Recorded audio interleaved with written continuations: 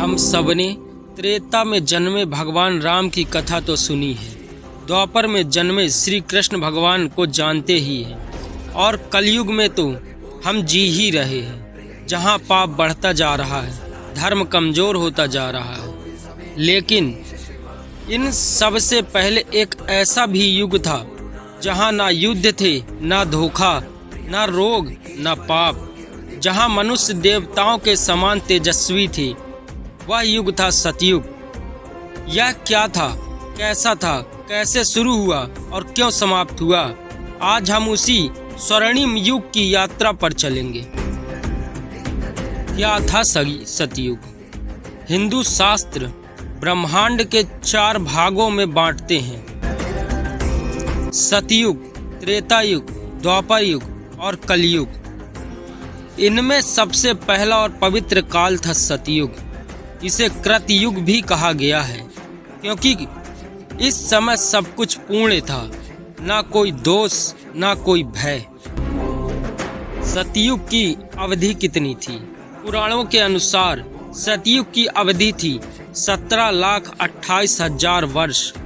यह युग इतना लंबा था कि मानव सभ्यता हजारों वर्षों तक बिना किसी अव्यवस्था के फलती फूलती रही।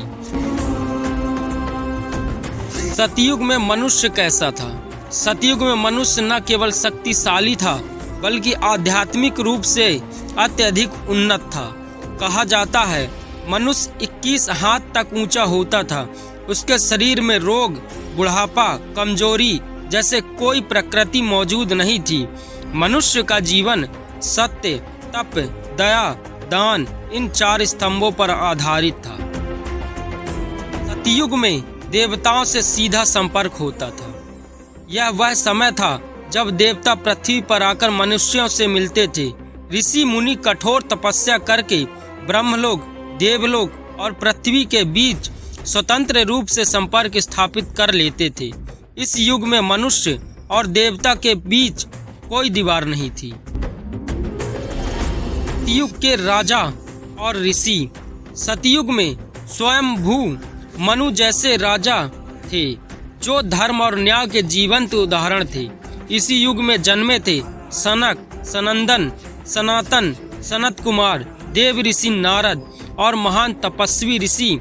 इसी युग में भगवान विष्णु ने मत्स्य, कूर्म, वराह और नरसिंह अवतार लेकर सृष्टि की रक्षा की थी।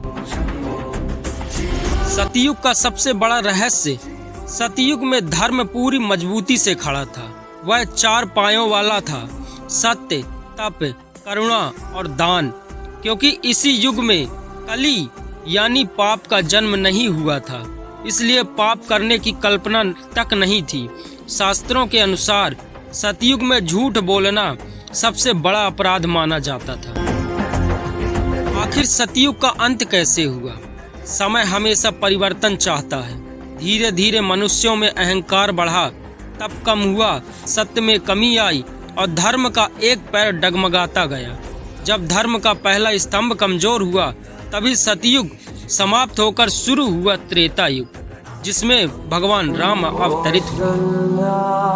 सतयुग चला गया, लेकिन उसकी सीख आज भी अमर है। यदि मन, कर्म, वाणी और विचार तीनों में सत्य रखें, करुणा को जीवन का आधार बनाए, तो हर व्यक्ति अपने जीवन में सतयुग का एक अंश वापस ला सकता है। जय श्री हरि विष्णु।